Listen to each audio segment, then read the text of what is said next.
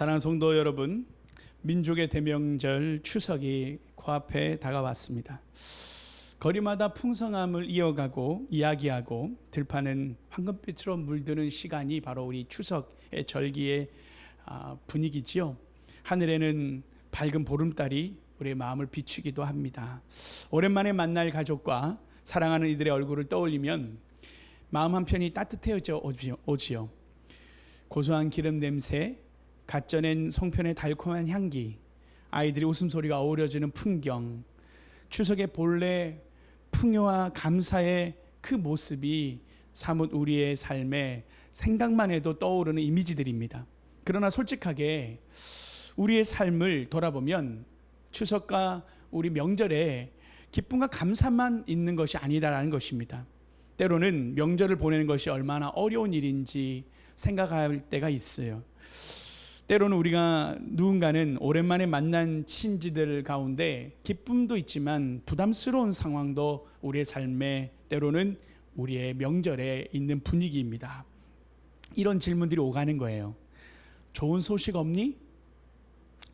결혼은 언제 하니? 둘째 계획은 세웠니? 이런 어떤 안부들이 우리의 마음에 때로는 무거운 돌덩이처럼 우리의 마음을 누르기도 하기 때문입니다. 또 누군가는 새벽부터 장보기를 시작해서 끝없이 붙여지는 이 전을 굽는 그 시간으로 인하여 큰 어려움과 부담이 있는 분도 계실 거예요. 산더미처럼 쌓이는 설거지 앞에 몸과 마음이 다 소진되는 것을 느끼는 분도 계십니다. 그래서 수고했다라는 그 따뜻한 한마디를 기대하는데 이건 짜다, 저건 싱겁다, 이 무심한 평가가 오갈 때 마음 한구석은 서늘해져가는 그 순간을 잊을 수가 없습니다. 웃음꽃을 피우며 시작했던 대화가 의도치 않는 말 한마디에 순식간에 차갑게 얼어붙고 해묵은 감정들이 수면 위로 떠올라 어색한 침묵이 흐르는 순간도 우리에게는 결코 낯선 풍경이 아닙니다. 이와 같이 오늘 우리가 읽은 로마서 16장도 비슷한 분위기의 반전의 상황이 연출되어져요.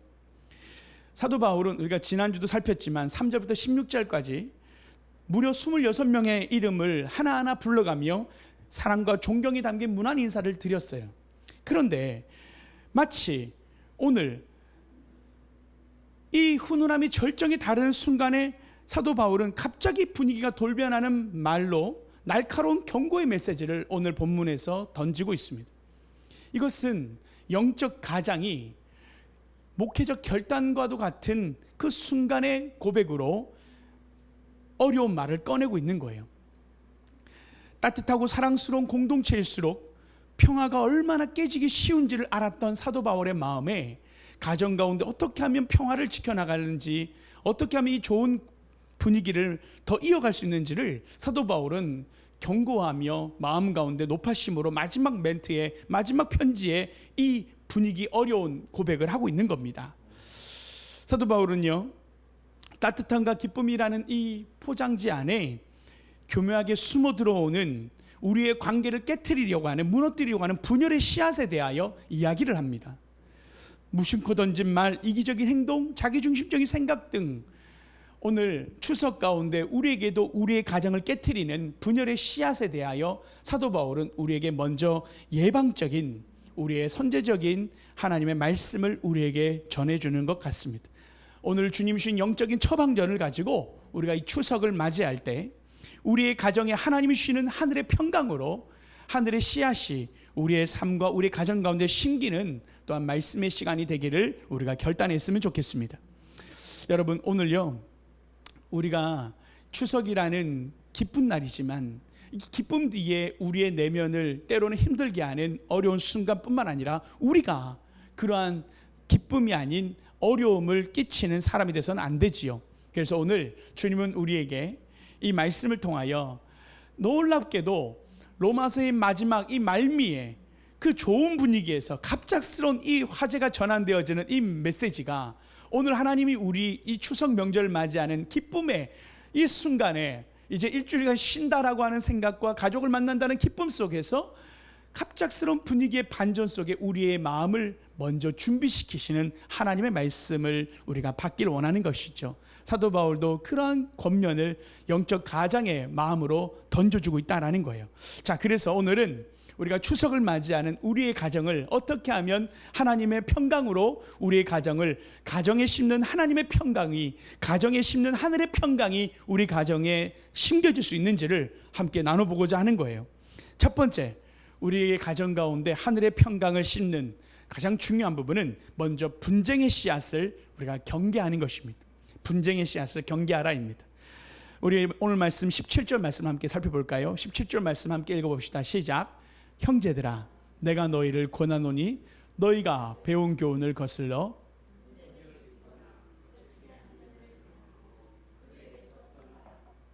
네, 여러분 느낌이 보이시죠? 갑자기 분쟁을 일으키거나 거치게 하는 자들을 살펴라, 그리고 그들에게서 떠나라. 이게 단호한 메시지가 마지막에 흘러나오고 있는 거예요. 어떻게 하면 이렇게 세운 하나님의 공동체를 어떻게 하면 지킬 수 있을까? 그 이야기예요. 이것은 오늘 우리 가정을 향한 얘기이기도 하지만 우리 공동체를 향한 이야기이기도 해요. 또 나아가 오늘 우리 교회를 위한 이야기이기도 하지만 우리의 가정을 세우기 위한 하나님의 말씀이기도 합니다. 그래서 오늘 사도 바울이 마지막 오늘 이 노 사도의 권면이 오늘 우리에게 첫 번째 주시는 마음, 살피고 떠나라입니다. 여러분, 오늘 무엇을 살피고 무엇을 떠나야 되는지, 우리가 이야기하듯 이 교훈을 거슬러 분쟁을 일으키는 자들, 거치게 하는 자들에 대한 이야기가 나오는데, 그들의 구체적인 그들의 상을, 그들이 어떤 사람인지를 18절에도 이같이 더 구체적으로 이야기합니다. 18절까지 함께 읽어보겠습니다. 시작.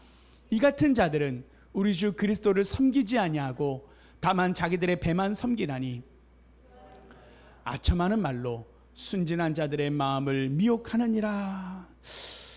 이 분열의 씨앗을 뿌리는 사람들은요, 바로 그들이 예수님 중심으로 살아가는 사람들이 아니라 자기들의 배, 이 배라는 이 단어는 식탐을 의미하는 것을 넘어서는 거예요. 그것은 나의 만족, 나의 유익, 나의 자존심, 내가 옳다는 것을 증명하고 싶은 이기적인 욕망 전체를 이야기하는 상징적 의미예요. 예수님을 높이는 것이 아니라 나를 높이고자 하는 자기중심적인 생각을 가진 사람들이 바로 이 탐욕의 씨앗, 특별히 이 교훈을 거스리고 분쟁을 일으키고 거치게 하는 자들이라는 거예요. 그들은 교활한 말과 아첨하는 말로 순진한 자들을 미혹하는 자들이다라고 말하는데, 그들이 섬기는 그 대상은 바로 자기라고 하는 우상인 거예요. 이것이 오늘 우리가 생각해야 될 첫 번째 메시지예요. 그래서 이 분열을 일으키는 사람들은요, 노골적인 거짓말을 하지 않아요. 오히려 그럴듯한 모습으로 먼저 이야기합니다. 이렇게 말하는 거예요. 걱정해주는 척하면서 상대의 약점을 찌르고 뼈있는 농담으로 분위기를 싸늘하게 만드는 사람들이에요. 진리를 말하는 척하면서 사실은 자기 주장을 이야기하는 사람들이에요. 여러분, 특별히 이 로마 시대의 로마 교회 안에는 로마서의 전체 메시지 속에 무엇을 사도 바울이 경계했었죠? 절기와 음식에 대하여 분쟁을 일으킨 사람들이 있었잖아요. 제사상에 차려진 음식을 우리가 먹으면 안 된다고 말하는 유대의 전통의 그 율법주의로 인하여 이방인 그리스도인과 유대인 그리스도인 안에 분열을 가져왔던 그 사람들이 있었다라는 거예요. 그들은 아첨하는 말로, 그들은 교회를 위하는 척하지만 사실은 자기가 높여지려고, 자기의 주장을 옳게 하려고 하는 교만함이 있었던 사람이라는 것으로 함께 사도 바울은 절기와 음식 때문에 교회를 분열시키는 그러한 잘못된 사람들을 경계하고 그들을 떠나라고 이야기하는 거예요. 여기서 떠난다는 것은 우리가 생각할 때 그냥 뭐 의절하고 인사하지 말라, 그게 아니에요. 여러분, 우리가요, 오늘 이것을 우리의 삶에 적용해 본다면, 우리가요, 대화에 불이 붙기 시작할 때 한 걸음 물러서는 거예요. 잠시 자리를 피하는 거예요. 분열의 이야기가 나올 때 때로는 지혜롭게 화제를 바꾸는 것으로 우리가 말의 화제를 바꿔낼 수 있어야 되는 거예요. 그것을 우리는 조금 더 하나님 주신 지혜로 우리의 공동체를 지키고 가정을 지키려는 그런 노력들이 성숙한 하나님 앞에 우리의 그 지혜가 필요하다는 거예요. 그래서요, 사도 바울은요, 이런 지혜롭지 못한 것을 소극적으로는 떠나라, 화제를 전환해라, 때로는 우리가 대화의 자리를 잠시 피하라, 그런 시간들이 우리의 마음과 우리 공동체 깨트리기 때문이다라는 것과 함께 사도 바울은 구체적으로 조금 더 적극적으로 우리는 어떻게 대응해야 되는가에 대해서 19절에 이렇게 얘기해요. 19절 말씀도 후반절인데 함께 읽어봅시다. 시작. 내가 너희로 말미암아 기뻐하노니 너희가 선한데 지혜롭고 악한 데 미련하기를 원하노라. 사도 바울은요, 이 분쟁과 분열을 하는 사람들을 삼가고 피하라고 말하는 동시에 적극적으로 무엇을 얘기하냐면 선한 데는 지혜롭고 악한 데는 미련하라 라고 이야기하는 거예요. 세상의 지혜는 무엇입니까? 세상의 사람들은요, 어떻게 하면 남들보다 앞서 나갈까, 그것을 고민하네요. 어떻게 하면 손해되지 않을까 고민하는 거예요. 어떻게 하면 받은 만큼 대갚아 줄까를 연구하는 사람들이 세상의 지혜예요. 그런데 하나님은요, 이 악한 데 영리하고 선한 일에는 어설픈 이 세상을 향하여 오히려 복음은 반대로 이야기하는 거예요. 선한 데 지혜롭다는 것은요, 단순히 착한 마음만 가지라는 뜻이 아니고요, 더 넘어서서 지혜롭다라는 이 표현 안에는 어떤 분야의 전문가처럼 특정 기술에 능숙하고 숙련된 기술을 가진 사람처럼 지혜롭다라는 단어가 쓰여지는데, 사랑과 용서와 친절과 화평을 베푸는 일에 있어서는 우리 그리스도인들은 전문가가 되어야 한다는 얘기입니다. 그것이 선한데 지혜로워라고 하는 하나님의 우리를 향한 적극적 권면이에요. 그래서 우리는 어떻게 하면 사람을 살릴 수 있을지, 어떻게 하면 깨어진 관계를 회복시킬 수 있을지, 이것을 우리가 노력하고 적극적으로 공부하고 훈련하는 공동체의 구성원이 되어야 한다는 얘기예요. 그것이 선한데 지혜롭다라는 맥락입니다. 그러면서 주님은 우리에게 악한 데는 미련하라고 이야기하죠. 미련하다라는 것은 섞이지 말라는 거예요. 순결한 상태를 의미하는 겁니다. 남에게 상처 주는 말의 기술, 교묘하게 책임을 회피하는 기술, 비꼬는 말로 상대를 제압하는 기술을 우리는, 사람들은 스마트하다고 할지 몰라도 우리는 그런 악의 기술에 대해서는 차라리 아무것도 모르는 순수한 상태로 지내라고 이야기하는 거예요. 상처 주는 법을 모를 정도로 우리의 마음이 선함으로 가득하기를 원하시는 하나님의 마음인 거예요. 그래서 여러분, 우리가 오늘 좀 구체적으로 명절에 우리 가족들을 만나잖아요. 그럴 때 우리가 어떻게 하면 지혜로울 수 있을까?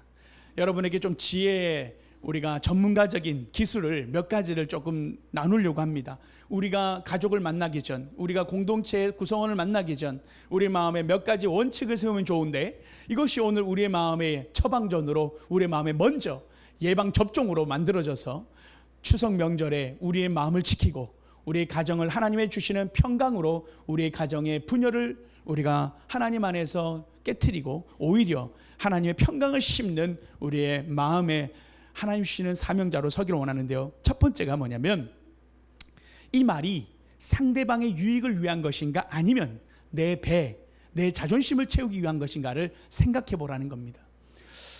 이 말은 내가 하면 상대방에게 유익이 있을까를 고민해야 한다는 거예요. 내 속을 시원하게 만드는 내 감정의 배설물이 아니라 이것이 상대방에게 사랑의 선물이 되는 이야기라면, 그 목적이 상대방의 유익에 부합하다면 우리가 이야기할 수 있어야 한다는 거예요. 우리는 종종 상대를 위한다라는 명분으로 실은 내 안에 답답함과 불만과 조급함을 쏟아낼 때가 있단 말이에요. 그게 감정의 배설이라고 하는 거예요. 그런데 내가 하는 이 말이 선물이 될 것인가, 아니면 감정의 분노를 쏟아내는 감정의 쓰레기통이 될 것인가. 여러분, 이것이요, 결국은 누가 최종 수혜자가 될지를 고민해 보라는 거예요. 내가 이 말을 하면 내가 기분이 풀어질 것인가, 아니면 이 사람에게 좋은 것인가를 고민하고 이야기하는 말을, 첫 단어를 떼라는 거예요. 그것이 우리에게 주시는 첫 번째 지혜로운, 선한데 지혜로운 하나님의 전문가들의 이 지혜의 첫 번째 단추예요. 여러분, 한번 생각해 보라는 거예요. 이 말이 과연 저 친구에게, 저 자녀에게 유익이 될까, 아니면 나의 감정을 쏟아내는 통로가 될 것인가. 이게 우리의 마음과 평강을 심는 매우 중요한 첫 번째 원칙이라는 겁니다. 그리고요, 두 번째가 뭐냐면, 이 말을 건네는 시기와 때를 파악하라는 거예요. 가장 좋은 때인가를 생각해 보라는 거예요. 지금 이 말을 건넬 가장 좋은 때인가, 아니면 최악의 때인가를 생각해 보라는 겁니다. 타이밍을 점검하라는 거예요. 아무리 좋은 약이라도요, 식후 30분 후에 먹는 거예요.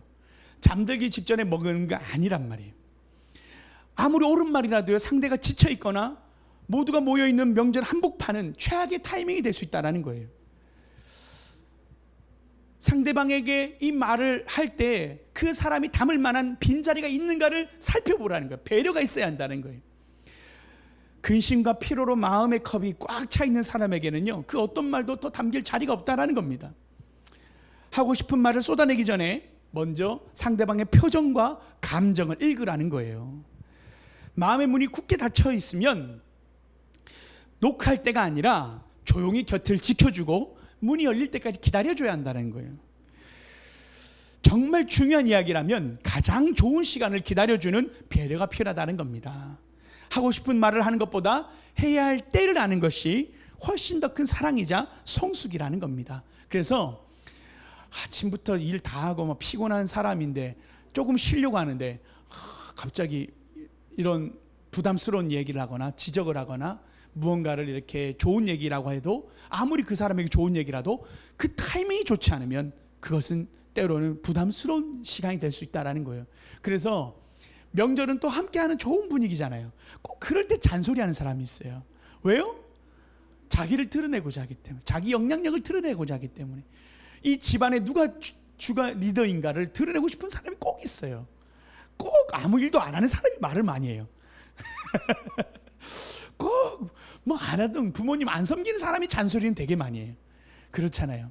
그래서 분열을 조장하는 사람이 아니라 그럴 때는 우리가 배운 지혜대로 화제를 전환시키고 좋은 말을 하고, 그것이 그 시간과 그 타이밍에 좋지 않으면 우리가 지혜로운 이 시간을 어떻게 만들어갈 것인가에 대한 그 지혜로 우리는 좋은 분위기를 이끌어낼 수 있어야 된다는 겁니다. 그리고요, 세 번째로는요, 이 한마디 말이 우리의 관계의 디딤돌이 될 것인가 걸림돌이 될 것인가를 생각하라는 겁니다. 장기적인 결과를 예측해 보라는 거예요. 지금 당장 속 시원하게 한마디 하는 것이요, 앞으로의 관계에 어떤 영향을 미칠지를 생각해 보라는 겁니다. 그래서 서로를 더 깊이 이해하게 만드는 디딤돌이 되면 좋은 거지만 오히려 마음에 상처를 남기고 관계를 멀어지게 하는 걸림돌이 되게 한다면 신중하게 생각해 봐야 한다는 거예요. 1분의 승리를 위해서 10년의 관계를 잃어버리는 어리석음을 피해야 한다는 겁니다. 순간의 감정에 휩쓸려서 관계 전체를 망가뜨리는 일을 해서는 안 된다는 거예요. 그래서 내가 이 말하면 우리 관계가 더 좋아질까를 고민해 보라는 거예요. 이 관계가 더 좋아질 것인가에 대한 부분은 좋은 말만 하라는 것이 아니에요. 예전에 우리 선생님들 중에 보면, 어렸을 때 선생님 중에서 참 기억에 남는 사람들을 보면 나를 걱정해 줬던 사람들, 나를 위해서 매를 들어줬던 사람들을 우리는 기억할 때가 있습니다. 그것이 바로 긴 관계를 볼 때예요.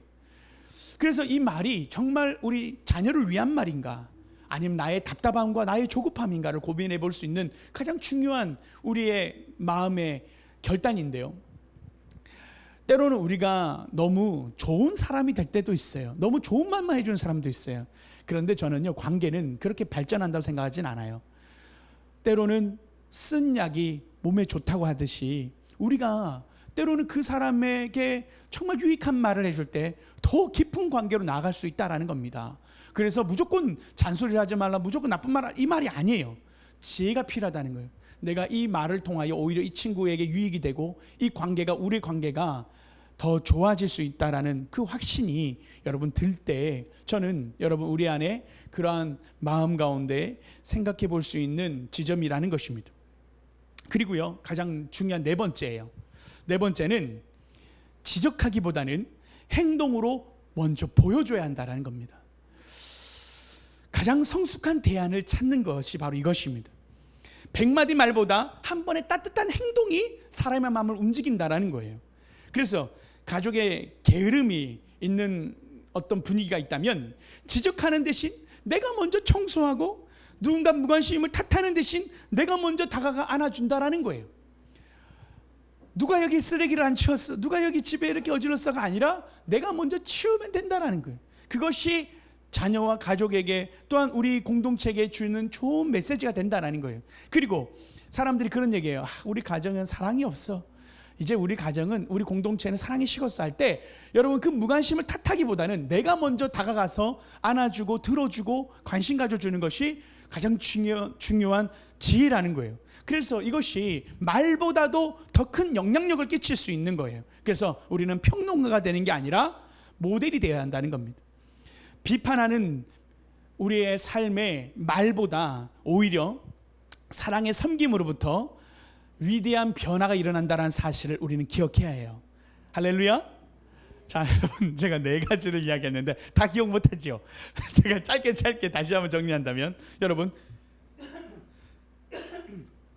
먼저 첫 번째, 내가 이 말을 함으로 인해 상대방이 유익이 되는가 아니면 나의 감정에 배설이 되는가를 고민해보라. 두 번째, 타이밍을 점검해라. 지금 얘기할 때인가 아닌가를 구분해라. 세 번째, 이 말이 관계의 발전을 디딤돌이 될 것인가 아니면 걸림돌이 될 것인가, 관계에 깨트릴 것인가 관계를 세워갈 것인가를 고민해보라. 마지막, 말보다는 지적보다는 행동으로 보여라. 그것이 여러분에게 이 추석 명절을 우리가 맞이하게 되는 우리의 삶에 먼저 예방접종이 되는 겁니다. 독감 예방접종처럼 추석 예방접종입니다. 그래서 우리가 이 추석 명절에 우리의 마음을 지킬 수 있고 우리 가정의 평화를 심는, 평강을 심는, 하늘의 평강을 심는 우리 안에 그 하나님의 사람들로 서기를 원하는 거예요. 그것을 우리는 피스메이커라고 해요. 하나님이 주시는 피스메이커로서 우리가 그곳을 변화시킬 수 있다는 거죠. 자, 그러면서요, 사도 바울은 그럼에도 불구하고 우리는 참 연약하지요. 우리는 가정을 변화시키고 싶지만 우리의 힘으로 되지 않을 때가 있단 말이에요. 하나님이 오늘 우리에게 주신 하나님의 약속의 말씀이 있어요. 16장 20절 말씀이에요. 우리 16장 20절 말씀을 함께 볼까요? 함께 읽습니다. 시작. 평강의 하나님께서 속히 사탄을 너희 발 아래에서 상하게 하시리라. 사도 바울은요, 지혜롭게 행하려고 해도 내 본성은 자꾸 악한 지혜를 사용하고 싶어 하는 거예요. 바로 그 지점에서 우리의 노력과 결단을 넘어선 하나님의 위대한 약속을 사도 바울은 선포하는 거예요. 하나님이 우리 가정에 평강을 심을 수 있는 가장 근원적인 지혜와 능력은 바로 하나님이 오늘 우리의 삶에, 우리의 이 영적 분열의 배후에 있는 세력을 주님께서는 사탄이라고 이야기하는데, 그 사탄을 드러내시면서 공동체를 깨트리고 우리 안에 관계를 깨트리는 그 악의 존재가, 배후가 누구냐면 바로 사탄인데, 하나님은 이미 그 사탄을 발로 밟으셨다라는 이야기를 우리에게 이야기해 주시는 거예요. 그것은 이미 우리는 승리한 하나님의 백성이라는 것과 승리한 공동체라는 것과 믿음의 가정이라는 것에 대하여 선포인 거예요. 그래서 여자의 후손은 내 머리를 상하게 할 것이요 라고 하는 창세기 예언되었던, 여러분 잘 아는 이 원시복음의 장엄한 메아리가 바로 예수님의 승리 앞에, 오늘 십자가의 승리 앞에서 다시 한번 선포되는 거예요. 사탄을 주님께서는 발로 밟으셨다. 속히 사탄을 너희 발 아래에 상하게 하시리라고 하시는 이 승리의 선포가 이미 우리의 삶에 있다라는 것. 사탄은 우리의 가정을 깨트릴 수 없다. 우리 공동체를 깨트릴 수 없다. 그것이 먼저 우리가 확고한 믿음으로 우리가 나아가야 하는데, 그럼에도 불구하고 사탄은 우리의 상황을 어떻게 우리 가정을 깨트리는가? 그들은 아무런 능력도 고난도 없지만 그들이 가지고 있는 마지막 그 무기라고 한다면 뭐가 있냐면요, 거짓말이죠. 그리고 그들은 어떻게 공격하냐면 뿔과 삼지창을 갈고 나 사탄이야 이렇게 나타나지 않아요. 여러분, 이것을 우리가 구분해야 되는데, 사탄은 아주 교묘하게 우리의 마음에 서운한 감정을 심어엎습니다. 비교하는 마음을 심어줍니다. 오래된 원망을 우리 마음에 드러나게 합니다. 순간적인 혈기로 우리의 모습을 침투하고 우리의 마음을 침투합니다.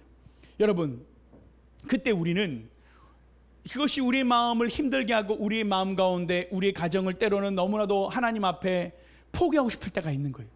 내가 이 가정을 포기하고 싶을 때가 있는, 이 공동체를 포기하고 싶을 때가 있는 거예요. 그때 우리가 하나님 앞에, 주님 앞에 해야 될 한 가지가 있어요. 그것은 평강의 주인이시고 승리자이신 주님을 의지하는 거래요. 그래서 우리 마음 가운데 주님께 기도해야 한다는 거예요.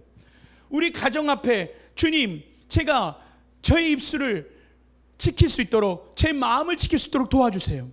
제 마음의 서운함과 비교하는 마음이 십자가 앞에 내려놓을 수 있도록 도와주세요. 오늘 우리 가정 위에 예수님 평강으로 다스려 주세요. 여러분, 이렇게 주님의 승리를 선포하며 주님을 의지할 때 우리 가정 가운데 사탄의 모든 계략들이 떠나가게 될 줄 믿습니다. 여러분, 그래서 우리의 힘으로 우리 가정을 변화시키는 것은 때로는 어려울 때가 있어요. 그러나 오늘 주님이 내가 너의 가정에 승리를 줄 것이다, 내가 이미 승리하였다, 주님이 우리의 승리자가 되시고 우리의 군대대장이 되셔서 승리자이신 주님을 초청하는 거예요. 우리의 가정에 초청하는 겁니다. 우리의 가정에, 우리의 공동체에 주님을 초청하는 기도를 드리는 거예요. 그것이 주님이 우리 가정에 평강을 심는 가장 중요한 전략이라는 거예요. 오늘 사도 바울은 너희가 악한 데 밀어나라, 그 이야기와 함께 속히 주님이 사탄을 발로 밟으실 것이다라는 이 선포와 함께 이미 발로 밟으신 주님의 승리를 선포함으로 우리에게 주시는 하나님의 승리가 우리의 가정 가운데 있기를 주님 권면하시는 거예요. 우리 교회도 마찬가지예요. 하나님 앞에 우리의 가운데 오늘 이 말씀이 우리 공동체 가운데도 하나님, 내 힘으로 내가 용서할 수 없고 내 힘으로 사랑할 수 없습니다. 주님 도와주세요. 주님이 우리의 모든 연약함을 주님이 도우시는 분이시다라는 이 주님의 약속을 우리가 붙드는 것, 그것이 우리가 안에 평강을 심는 가장 중요한 전략이라는 겁니다. 자, 우리 마지막으로요, 사도 바울은요 오늘 21절과 22절과 23절에 보면 마지막으로 이렇게 이야기를 해요. 제가 읽어볼게요. 나의 동역자 디모데와 나의 친척 누기오와 야손과 소시바더가 너희에게 문안하느니라. 여기 보면 친척 누기오, 야손, 사도 바울의 친척이죠. 어떻게 보면 참 추석 명절에 참 어울리는 말씀이 분명합니다. 그러면서 사도 바울은 22절에 보면 이 편지를 기록하는 나 더디오도 주 안에서 너에게 문안하노라.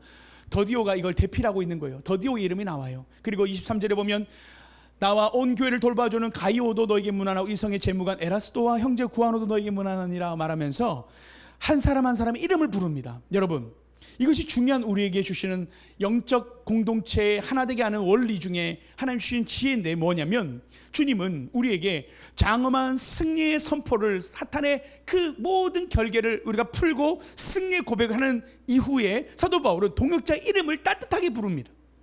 한 사람 한 사람의 이름을 따뜻하게 부르는 거예요. 여러분, 이것이요 하나님이 주시는 가장 큰 또한 전략 중에 하나예요. 그것은 바로 한 사람 한 사람을 우리가 기억하고 그들의 헌신을 우리가 높여주고 보이지 않는 곳에서 이름도 빛도 없이 수고하는 자들을 기억하는 겁니다. 그것이 오늘 우리가 추석을 맞는 우리의 명절에 우리에게 주신 가장 큰 주님 주시는 지혜예요. 이름을 불러주라. 그들의 이름을 불러주라. 그들의 수고를 기억해주라. 그들의 노력과 그들의 아픔과 그들의 눈물을 기억하라. 그것이 오늘 사도 바울이 한 사람 한 사람 이름을 거론하면서 이 마지막 편지의 그 메시지 속에 오늘 사도 바울은 이야기하는 거예요. 그리고 놀라운 것은 에라스도 재무장관부터 해가지고 가족 누구까지, 형제 누구 더디오, 이방인이든 유대인이든 노예이든 귀족이든 구분하지 않고, 남자든 여자든 구분하지 않고 우리 그리스도 안에서 형제요 자매라고 말하는 그 맥락 속에서 하나님 주시는 사랑으로 모두를 품는 마음으로 오늘 이야기한다는 거예요. 그래서 여러분, 이 추석 명절에 우리가 이렇게 고백했으면 좋겠어요. 아버지 어머니 부모님을 기억하는 거예요. 한결같은 사랑으로 가정을 지켜주셔서 정말 감사합니다 라고 고백하는 거예요. 그들의 이름을 불러주며 그들의 마음을 고백하는 거예요. 사랑을 고백해 주는 거예요. 여보, 당신의 묵묵한 책임감과 수고를 다 알아요. 존경하고 사랑합니다. 사랑하는 아들아 딸아, 하나님께서 너를 통해 기쁨의 통로가 되게 하실 거야. 여러분, 이 추석 명절은 우리가 축복하고 격려하는 시간이 되게 우리가 만들어 갔으면 좋겠어요. 할렐루야. 여러분, 우리의 그 한 사람 한 사람 이름을 불러준다는 것은 그들의 수고와 그들의 노력을 기억하는 겁니다.